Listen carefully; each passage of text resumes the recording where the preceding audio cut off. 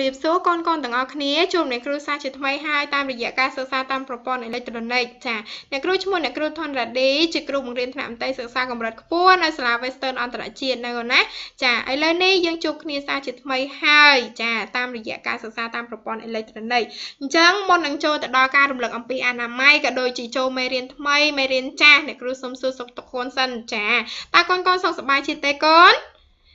ចាអរគុណកូនអ្នកគ្រូជឿថាកូនទាំងអស់គ្នាប្រកាសជាសុខសប្បាយជាធម្មតាទេចំណែកអ្នកគ្រូក៏សុខសប្បាយដោយកូនទាំងអស់គ្នាដែរចាមុននឹងចូលទៅដល់ការរំលឹកអំពីអនាម័យអ្នកគ្រូសំណូមពរឲ្យកូនទាំងអស់គ្នាត្រូវមានសម្ភារៈសិក្សាយកមកទុកចិត្តខ្លួនរួចជាស្រេចហើយមួយវិញទៀតកូនកុំភ្លេចយកទឹកយកមកទុកចិត្តខ្លួនផងណាកូនណាសម្រាប់ការញ៉ាំកូនចានៅពេលដែលកូនស្រេកចាឥឡូវនេះអ្នកគ្រូសូមរំលឹកអំពីអនាម័យទៅកាន់កូនទាំងអស់គ្នាកូនត្រូវតែអនុវត្តជារៀងរាល់ថ្ងៃនៅពេលដែលកូននៅផ្ទះណាកូនណាចាដើម្បីឲ្យសុខភាពរបស់កូនឆ្លាតចាហើយសុខភាពរបស់កូនល្អចាឥឡូវនេះយើងបន្តទៅអនាម័យជាមួយនឹងគ្រូទាំងអស់គ្នាចាកូនមើលរូបភាពមើលចារូបភាពទី1គេកំពុងធ្វើអីកូនចាអរគុណច្រើនកូនចារូបភាពទី1គេកំពុងតែលាងដៃជាមួយនឹងសាប៊ូអញ្ចឹងកូននៅផ្ទះកូនកុំភ្លេចលាងដៃជាមួយនឹងសាប៊ូឲ្យបានស្អាតបាតណាកូនណាចាដើម្បីថែរក្សាសុខភាពរបស់កូនឲ្យបានល្អពេលដែលកូនដៃរបស់កូនស្អាតកូនទៅចាប់កាន់ញ៉ាំអាហារអ្វីចាមេរោគអត់ទុំនៅជាប់នឹងដៃរបស់កូនសំទោសមេរោគអត់ទុំជាប់ជាមួយនឹងអាហាររបស់កូនទេអញ្ចឹងអាចធានាបាននូវសុវត្ថិភាពនៅពេលដែលកូនញ៉ាំអាហារនោះទៅអត់ធ្វើឲ្យកូនចុកពោះរាករូសក្អួតអីជាដើមទេចាឥឡូវនេះបន្តទៅរូបភាពទី2ជាមួយអ្នកគ្រូចារូបភាពទី2គេកំពុងធ្វើអីកូននេះចាអរគុណច្រើនគេកំពុងតែងូតទឹកអញ្ចឹងពេលកូនងូតទឹកកូនត្រូវប្រើសាប៊ូទាំងអស់គ្នាណាដើម្បីលាងសម្អាតខ្លួនប្រាណរបស់កូនឲ្យបានស្អាតចាបើសិនជាកូនងូតទឹកជាមួយនឹងទឹកធម្មតាអត់បានស្អាតទេចាអញ្ចឹងកូនត្រូវប្រើជាមួយនឹងសាប៊ូចាឥឡូវនេះបន្តទៅរូបភាពទី3បន្តទៀតចារូបភាពទី3គេកំពុងធ្វើអីកូនចាអរគុណច្រើនគេកំពុងតែលាងសំតោគេកំពុងតែដុសធ្មេញអញ្ចឹងមួយថ្ងៃគេត្រូវដុសធ្មេញឲ្យបាន2ដងណាកូនណាចាកូនត្រូវដុសធ្មេញឲ្យបាន2ដងចាពេលព្រឹកពេលកូនភ្ញាក់ពីគេងនិងពេលយប់មុនកូនចូលគេងណាពេលព្រឹកពេលកូនភ្ញាក់ពីគេងកូនត្រូវតែដុសធ្មេញលាងសម្អាតខ្លួនប្រាណរបស់កូនឲ្យបានស្អាតហើយញ៉ាំអាហារពេលព្រឹកពេលយប់មុនកូនចូលគេងកាកសំណល់កំតិចកំទីបាយដែលកូនបានញ៉ាំទាំងបាម៉ានោះវានៅជាប់នឹងធ្មេញរបស់កូនអញ្ចឹងហើយកូនត្រូវតែលាងសម្អាតធ្មេញរបស់កូនឲ្យបានស្អាតដើម្បី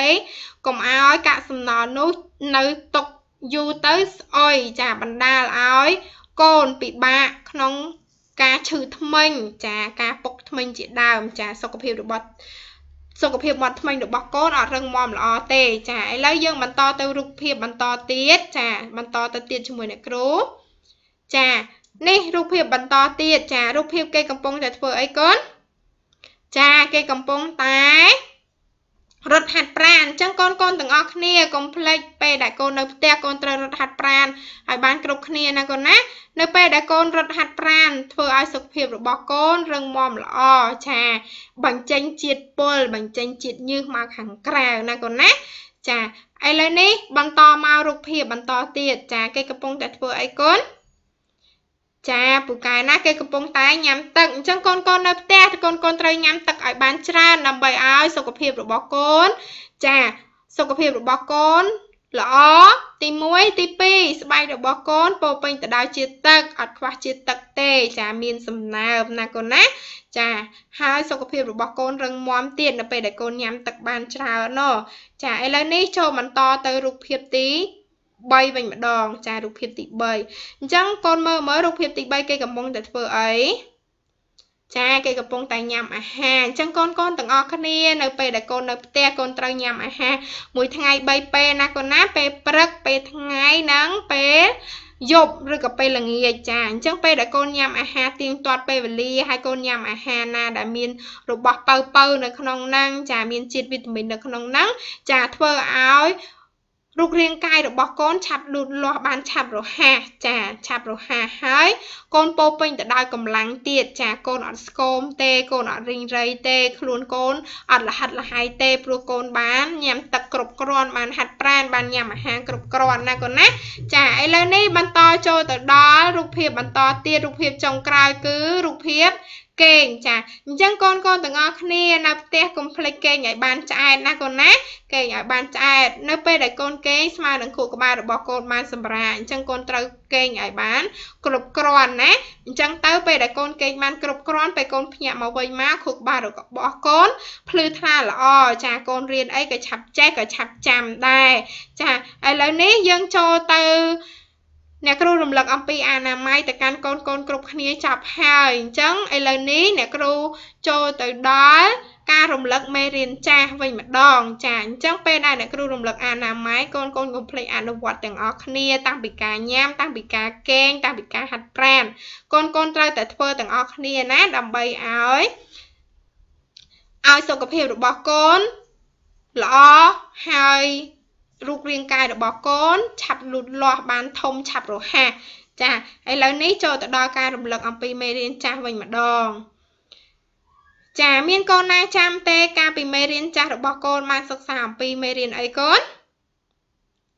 ចាអ្នកគ្រូជឿថាកូនខ្លះក៏បានចាំហើយកូនខ្លះក៏មិនបានជាចាំហើយដែរចាភ្លេចហើយដែរចាឥឡូវនេះកូនបន្តទៅមើលរូបភាពជាមួយអ្នកគ្រូទាំងអស់គ្នាកូននឹងចាំមេរៀនចាស់របស់យើងមកវិញថាកាលពីមេរៀនចាស់កូនបានសិក្សាអំពីអ្វីចាឥឡូវនេះចាមើលរូបភាពនេះមើលកូនឃើញរូបភាពអ្វីកូនចាពូកែណានេះគឺជារូបភាពខ្លុយចានេះគឺជារូបភាពខ្លុយចានៅពេលដែលគេមានបទចម្រៀងមានអីគេតែងតែផ្លុំខ្លុយនឹងឯងណាកូនណាចាអញ្ចឹងខ្លុយហ្នឹងពេលផ្លុំទៅសំឡេងវាពីរោះណាចាអញ្ចឹងនេះគឺជារូបភាពខ្លុយនៅពេលដែលកូននិយាយថាពាក្យខ្លុយចាកូនឮសូរសំឡេងបញ្ចេញជាអ្នកអីគេច្រើនជាងគេកូនចាអរគុណច្រើនគឺឮសូរសំឡេងចេញជាអ្នកអក្សរខច្រើនជាងគេណាកូនណាឮសំឡេងចេញជាអ្នកអក្សរខច្រើនជាងគេឥឡូវនេះកូនបានឃើញរូបភាពខ្លុយហើយអញ្ចឹងកូនបន្តទៅមើលពាក្យខ្លុយជាមួយអ្នកគ្រូទាំងអស់គ្នាចានេះគឺជាពាក្យខ្លុយចាអញ្ចឹងនេះគឺជារូបភាពខ្លុយនេះគឺជាពាក្យខ្លុយអញ្ចឹងកូនទាំងអស់គ្នាអានជាមួយអ្នកគ្រូទាំងអស់គ្នាខ្លុយខ្លុយខ្លុយចាឥឡូវនេះកូនបន្តទៅមើលរូបភាពបន្តទៀតជាមួយអ្នកគ្រូចានេះស្អាតឯកូនមានផ្កាមានអីនេះអីគេហ្នឹងចាអរគុណច្រើនកូននេះគឺជារូបភាពខ្នើយចានេះគឺជារូបភាពខ្នើយចាអញ្ចឹងខ្នើយមានចំនួនប៉ុន្មាននេះ1 2 3 4 5ចាខ្នើយស្អាតទេកូនចាអ្នកគ្រូជឿថាកូនច្បាស់ជាបានស្គាល់ហើយព្រោះកូននៅផ្ទះកូនប្រកាសជាមានទាំងអស់គ្នានៅពេលកូនគេងកូនតែងតែរកខ្នើយនឹងហើយដើម្បីកល់ក្បាលរបស់កូនចាមុននឹងគេងចាឥឡូវនេះគឺជារូបភាពខ្នើយចាឥឡូវយើងបន្តទៅមើលពាក្យខ្នើយជាមួយអ្នកគ្រូទាំងអស់គ្នាចានេះគឺជាពាក្យខ្នើយចានេះគឺជាពាក្យខ្នើយនេះគឺជារូបភាពខ្នើយចាអញ្ចឹងកូនអានជាមួយអ្នកគ្រូទាំងអស់គ្នាខ្នើយខ្នើយខ្នើយចាឥឡូវនេះបន្ទាប់ពីអ្នកគ្រូបានឲ្យកូនមើលរូបភាព2ហើយចាអញ្ចឹងអ្នកគ្រូឲ្យកូនមើលល្បះមួយណាកូនណាចាអ្នកគ្រូបានសរសេរល្បះមួយឲ្យកូនមើលចាល្បះហ្នឹងអានថាសុកកើយខ្នើយចាអញ្ចឹងកូនមើលសុកក៏មានអក្សរខខ្នើយក៏មានអក្សរខចាអញ្ចឹងកូនចាំវិញនៅថាកាលពីលើកមុនកូនបានសិក្សាអំពីអ្វីចាអរគុណកូនពូកែណាអញ្ចឹងកាលពីលើកមុនគឺកូនបានសិក្សាអំពីភ្ជញ្ជាអ្នកខណាកូនណាកូនបានសិក្សាអំពីភ្ជញ្ជាអ្នកខចាឥឡូវនេះកូនទៅមើលអក្សរខជាមួយអ្នកគ្រូទាំងអស់គ្នាចានេះគឺជាអក្សរខអញ្ចឹងកាលពីលើកមុនគឺកូនបានសិក្សាអំពីភ្ជញ្ជាអ្នកខចានេះចាអញ្ចឹងកាលពីលើកមុនកូនបានសិក្សាអំពីភ្ជញ្ជាអ្នកខនៅក្នុងមេរៀនទី24ចាអញ្ចឹងអ្នកគ្រូប្រាប់ពីរបៀបសរសេរអក្សរខទៅកាន់កូនម្ដងទៀតណាកូនណាចាអញ្ចឹងរបៀបសរសេរអក្សរខដំបូងឡើយយើងគួចពីក្នុងចេញមកក្រៅបន្តិចយើងទាញពីស្នាមមកឆ្វេងតាមបន្ទាត់កោងយើងទាញពីឆ្វេងមកស្នាមវិញតាមបន្ទាត់កោងដូចគ្នាបន្តមកទៀតកូនទាញពី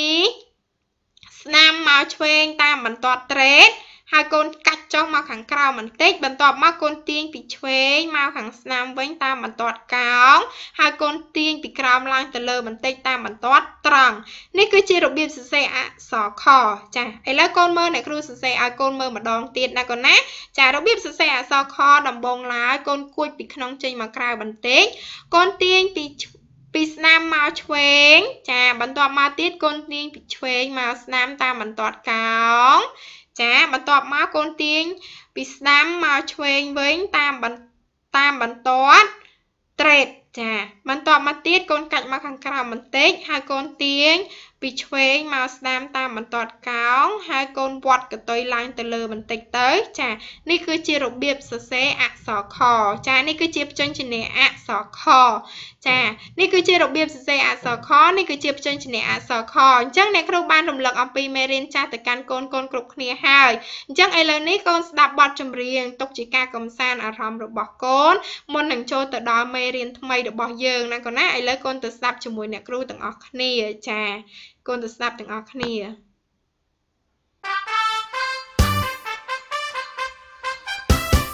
បានដាំដែរអ្នកគ្រូផ្ដាំទៅហើយកូនបើជំរាបសួរចាំង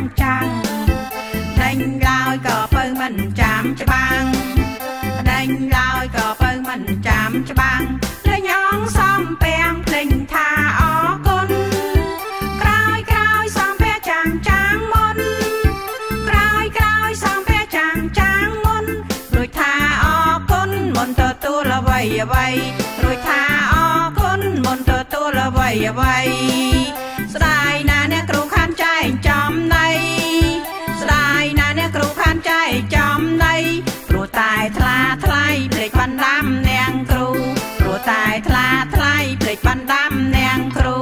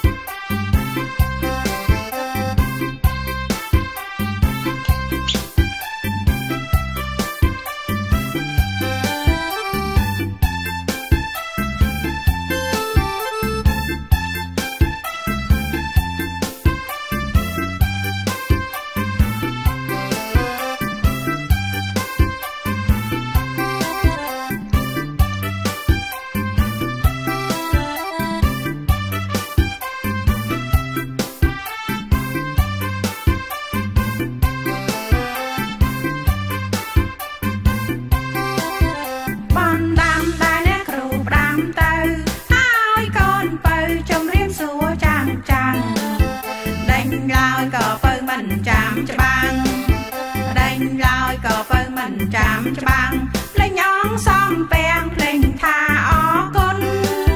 ក្រោយសំពាំងចាំងមុនក្រោយសំពាំងចាំងមុនរួចថាអរគុណមុនទទួលអ្វីរួចថាអរគុណមុនទទួលអ្វីស្ដាយណាអ្នកគ្រូខានចែកចំណៃស្ដាយណាអ្នកគ្រូខានចែកចំណៃព្រោះតែថ្លាថ្លៃភ្លេចបណ្ដាំនាងគ្រូព្រោះតែថ្លាថ្លៃភ្លេចបណ្ដាំនាងគ្រូចាឥឡូវចាប់ហើយពីរោះទេកូនអញ្ចឹងយើងចូលទៅដល់មេរៀនថ្មីរបស់យើងទាំងអស់គ្នាណាកូនណាចាយើងចូលទៅសំទោសចាអញ្ចឹងយើងចូលទៅមេរៀនថ្មីរបស់យើងទាំងអស់គ្នាចាអញ្ចឹងអ្នកគ្រូបង្ហាញពីរូបភាពថ្មីទៅកាន់កូនចាឥឡូវនេះយើងចូលទៅមើលរូបភាពថ្មីរបស់យើងចានេះគឺជារូបភាពអ្វីកូន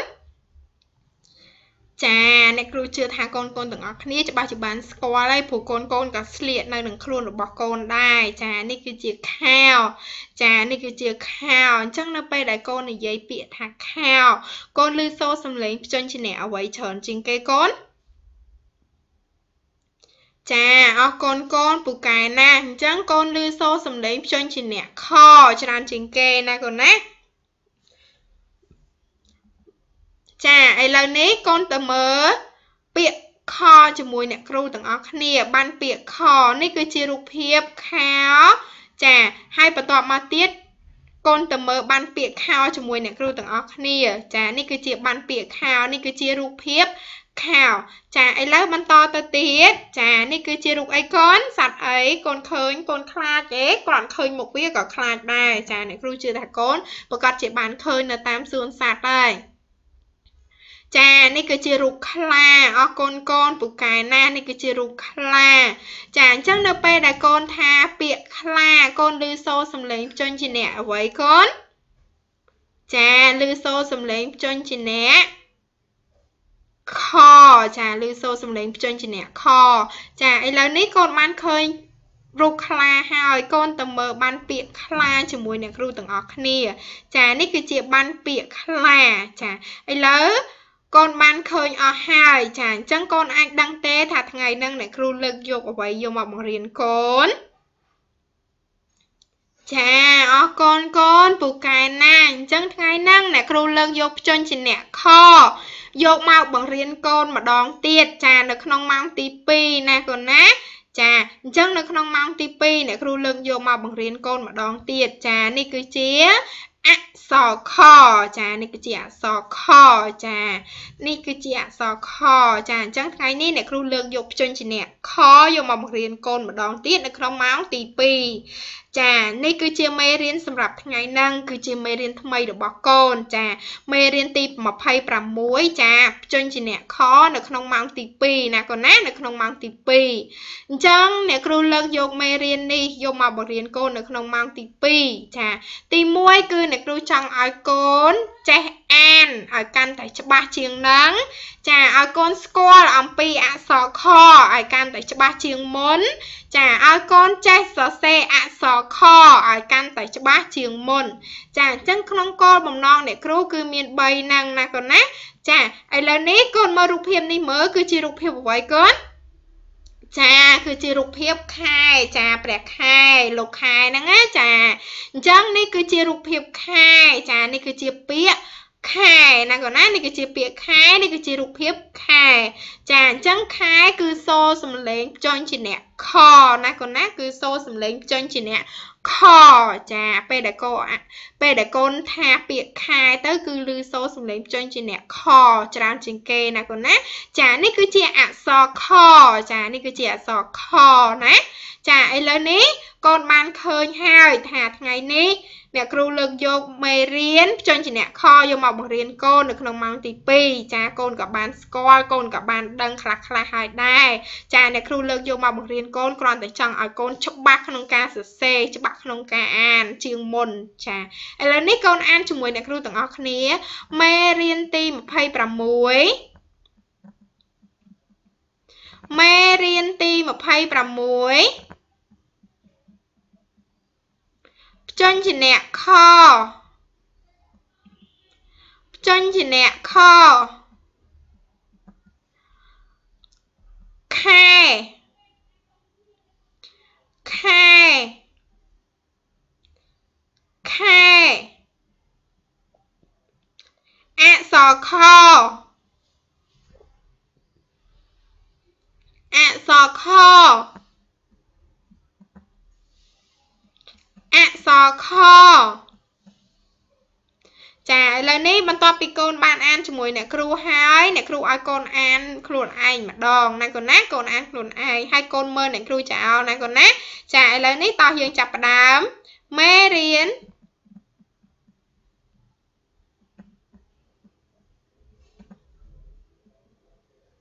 ខែអក្សរខចាអរគុណកូនពូកែណាអញ្ចឹងឥឡូវនេះយើងចូលទៅដល់អ្វីបន្តទៀតចាកូនទៅមើលជាមួយអ្នកគ្រូបន្តទៀតគេឲ្យកូនធ្វើអីចាមើលចាគេឲ្យកូនចូលកូនសង្កេតពីរបៀបសរសេរអក្សរខចាអញ្ចឹងគេឲ្យកូនសង្កេតពីរបៀបសរសេរណាកូនណាចាឥឡូវអ្នកគ្រូប្រាប់ពីរបៀបសរសេរអក្សរខទៅកាន់កូនម្ដងទៀតណាកូនណាចាអញ្ចឹងកូនមើលដល់យកចិត្តទុកដាក់ណាកូនណាចាដើម្បីឲ្យពេលដែលកូនរៀនចប់ទៅចាកូនចេះសរសេរ ចាកូនចេះសរសេរឲ្យបានច្បាស់ចាកូនចេះសរសេរកាន់តែស្អាតចាហើយមានរចនាបថចាកូនមើលដោយយកចិត្តទុកដាក់ណាកូនណាចាសង្កេតមើលពីរបៀបសរសេរចាគេទាញពីណាទៅខាងណាចាកូនមើលឲ្យច្បាស់អញ្ចឹងអ្នកគ្រូប្រាប់ពីរបៀបសរសេរទៅកាន់កូនចាតោះដំបូងឡើយរបៀបសរសេរអក្សរខដំបូងឡើយគេគួចពីក្នុងចេញមកក្រៅបន្តិចគេទាញពីស្ដាំមកឆ្វេងតាមបន្ទាត់កោងគេទាញពីឆ្វេងមកស្ដាំវិញតាមបន្ទាត់កោងបន្ទាប់មកទៀតគេកាច់ចុះមកខាងក្រោមបន្តិចហើយគេទាញពីស្ដាំមកឆ្វេងតាមបន្ទាត់ត្រេតគេកាច់ចុះមកខាងក្រោមបន្តិចគេទាញពីឆ្វេងមកស្ដាំវិញតាមបន្ទាត់កោងហើយគេវត្តកតុយខាងក្រោយទៅលើចាគេវត្តកតុយខាងក្រោយទៅលើបន្តិចនេះគឺជារបៀបសរសេរអក្សរខចាឥឡូវកូនមើលពីរបៀបសរសេរម្ដងទៀតអ្នកគ្រូប្រាប់ពីរបៀបសរសេរទៅកាន់កូនម្ដងទៀតដំបូងឡើយគេគួចពីក្នុងចេញមកក្រៅបន្តិចគេទាញពីឆ្វេងមកខាងសំទោសគេទាញពីស្ដាំមកខាងឆ្វេងតាមបន្ទាត់កោងគេទាញពីឆ្វេងមកខាងស្ដាំតាមបន្ទាត់កោងបន្ទាប់មកគេកាច់មកខាងក្រោមបន្តិចគេទាញពីស្ដាំមកឆ្វេងវិញតាមបន្ទាត់ត្រេតគេកាច់ចុះមកខាងក្រោមបន្តិចគេទាញពីឆ្វេងមកស្ដាំវិញតាមបន្ទាត់កោងហើយគេងាកទៅខាងលើបន្តិចនេះគឺជារបៀបសរសេរអក្សរខចាឥឡូវអ្នកគ្រូប្រាប់ឲ្យគ្រប់3ដងណាកូនណាប្រាប់ឲ្យគ្រប់3ដងដើម្បីឲ្យកូនសរសេរឲ្យកាន់តែច្បាស់ចាមើលឲ្យកាន់តែជាក់ចាឥឡូវនេះដំបូងឡើយកូនទាញពីក្នុងចេញមកក្រៅបន្តិចកូនទាញពីស្ដាំមកឆ្វេងតាមបន្ទាត់កោងកូនទាញពីឆ្វេងមកស្ដាំវិញតាមបន្ទាត់កោងកូនទាញពីលើចុះមកក្រោមបន្តិចចាបន្ទាប់មកទៀតកូនទាញពីស្ដាំមកឆ្វេងតាមបន្ទាត់ត្រេតកូនទាញពីឆ្វេងមកស្ដាំវិញតាមបន្ទាត់កោងហើយកូនងាកទៅខាងលើបន្តិចចាងាកទៅខាងលើបន្តិចចុងកតុយហ្នឹងងាកទៅខាងលើបន្តិចនេះគឺជារបៀបសរសេរអក្សរខចាឥឡូវនេះកូនបន្តទៅមើលរូបភាពបន្តទៀតគេឲ្យកូនធ្វើអីទៀតចានេះគេឲ្យកូនចូលកូនហាត់សរសេរពាក្យតាមគំរូខាងក្រោមចានៅក្នុងនេះគេមានពាក្យអក្សរខគេមានពាក្យខួគេមានពាក្យខៃគេមានពាក្យខោមានពាក្យខំមានពាក្យខាស់មានពាក្យខែមានពាក្យខាស់កចាអញ្ចឹងគេឲ្យកូនសរសេរចាអញ្ចឹងពេលដែលកូនរៀនចាប់ពីអ្នកគ្រូហើយកូនទៅបើកសៀវភៅរបស់កូនសរសេរមកឲ្យបានស្អាតណាកូនណាសរសេរតាមជួរដែលគេបានដាក់ឲ្យនឹងមកចានេះគេឲ្យកូនសរសេរតាមបន្ទាត់នឹងមកកូនឃើញបន្ទាត់ហ្នឹងកូនសរសេរនៅក្នុងបន្ទាត់នឹងឲ្យអស់មកណាកូនណាកុំឲ្យសរសេរហួសណាកូនណាសរសេរឲ្យត្រង់បន្ទាត់ចាឲ្យត្រូវជួរចាកូនសរសេររហូតពីអក្សរខរហូតដល់ពាក្យខាស់កចាកូនសរសេរឲ្យអស់មកចាឥឡូវបន្តទៅមើលបន្តទៀតគេឲ្យកូនចូលកូនគូសរង្វង់ជុំវិញចុញជាអ្នកខចាអញ្ចឹងពាក្យសំតអក្សរគេមានឲ្យកូន2ជួរណាកូនណាជួរទី1និងជួរទី2អញ្ចឹងកូនពិនិត្យមើលថាជួរទី1មានអក្សរខប៉ុន្មានចាកូនគូសរង្វង់ឲ្យអស់មកចាជួរទី2មានអក្សរខប៉ុន្មានកូនគូសរង្វង់ឲ្យអស់មកចាឥឡូវនេះពេលដែលកូនរៀនចាប់ជាមួយអ្នកគ្រូហើយកូនកុំភ្លេចទៅអនុវត្តខ្លួនឯងនៅក្នុងសៀវភៅរបស់កូនណាចានៅក្នុងសៀវភៅពុម្ពរបស់កូនកូនកុំភ្លេចទៅអនុវត្តផងចាឥឡូវនេះយើងចូលដល់វគ្គពង្រឹងសមត្ថភាពរបស់កូនចាអ្នកគ្រូចង់ដឹងថាបន្ទាប់ពីកូនបានសិក្សាជាមួយអ្នកគ្រូហើយកូនចាំបានអីខ្លះចាកូនចេះបានអីខ្លះចាកូនសរសេរបានស្អាតប៉ុណ្ណាចាឥឡូវនេះកូនលើកក្តារឈ្នួលរបស់កូនឡើងមក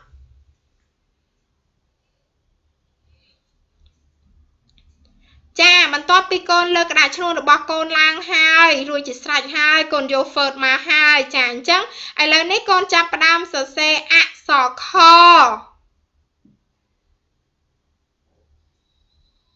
កូនចាប់ផ្ដើមសរសេរអក្សរខ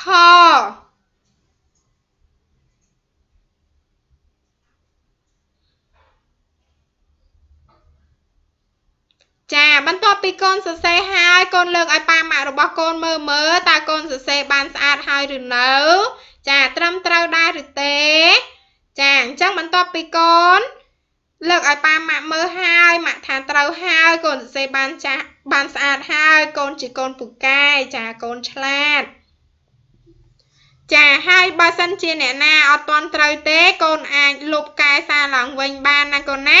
ចាឥឡូវនេះកូនយកមកផ្ទៀងផ្ទាត់ជាមួយអ្នកគ្រូទាំងអស់គ្នាចានេះគឺជាអក្សរខរបស់អ្នកគ្រូចានេះគឺជាអក្សរខរបស់អ្នកគ្រូណាកូនណាចាអញ្ចឹងកូនទាំងអស់គ្នាសរសេរដោយយកចិត្តទុកដាក់ណាកូនណាសរសេរឲ្យបានស្អាតអញ្ចឹងបើសិនជាកូនសរសេរអត់ត្រូវទេកូនលុបកែសារឡើងវិញណាកូនណាចាអញ្ចឹងឥឡូវមេរៀនរបស់យើងចាប់ត្រឹមប៉ុណ្នេះចាអញ្ចឹងអ្នកគ្រូពិតជាមានសេចក្តីសប្បាយរីករាយណាស់ដែលបានបង្រៀនកូនចាហើយកូនយកចិត្តទុកដាក់រៀនជាមួយអ្នកគ្រូពីចម្ងាយចាហើយបន្ទាប់មកទៀតកូនអនុវត្តតាមការណែនាំរបស់អ្នកគ្រូឲ្យស្ដាប់កូនស្ដាប់អ្នកគ្រូឲ្យអានកូនអានអ្នកគ្រូឲ្យធ្វើកូនធ្វើតាមអ្នកគ្រូចាអញ្ចឹងកូនពិតជាកូនពូកែណាស់ចាឥឡូវនេះជាចុងក្រោយអ្នកគ្រូអត់មានកិច្ចការផ្ទះឲ្យកូនទាំងអស់គ្នាទេតែអ្នកគ្រូមានកិច្ចការប្រចាំសប្តាហ៍អញ្ចឹងកូនទាំងអស់គ្នាកុំភ្លេចធ្វើកិច្ចការប្រចាំសប្តាហ៍យើងផងហើយកុំភ្លេចឲ្យប៉ាម៉ាក់របស់កូនមកយកជារៀងរាល់សប្តាហ៍ណាកូនណាកូនយកទៅកូនខំប្រឹងប្រែងធ្វើចាហើយបន្ទាប់មកទៀតពេលដែលកូនយកមកវិញចាអ្នកគ្រូនឹងកែឲ្យកូនសះឡើងវិញណាកូនណាចាហើយពេលនោះកូននឹងដឹងហើយថាកូនបានបន្ទុកប៉ុណ្ណាចាហើយកូនឆ្លាតប៉ុណ្ណាចាហើយកូនមិនទាន់ចាំត្រង់ចំណុចណាកូនមិនទាន់ចេះត្រង់ចំណុចណាកូនអាចសួរអ្នកគ្រូបន្ថែមបានចាអញ្ចឹងកូនកុំភ្លេចធ្វើជាកូនល្អពេលដែលកូននៅផ្ទះអនុវត្តអនាម័យដែលអ្នកគ្រូបានណែនាំស្ដាប់បង្គាប់តាមឪពុកម្ដាយរបស់កូនចាក៏ដូចជាលោកតាលោកយាយចាពេលគាត់ប្រើអីកូនត្រូវធ្វើតាមចាអញ្ចឹងជាចុងក្រោយអ្នកគ្រូជូនពរឲ្យកូនទាំងអស់គ្នាមានសុខភាពល្អចាជៀសផុតពីជំងឺ COVID-19 ទាំងអស់គ្នាចាហើយអ្នកគ្រូជូនពរឲ្យកូនទាំងអស់គ្នាសុខសប្បាយនៅពេលធ្វើដំណើរទៅណាមកណាជួបតែសំណាងល្អចាអញ្ចឹងជាចុងក្រោយអ្នកគ្រូសូមជម្រាបលាកូនទាំងអស់គ្នា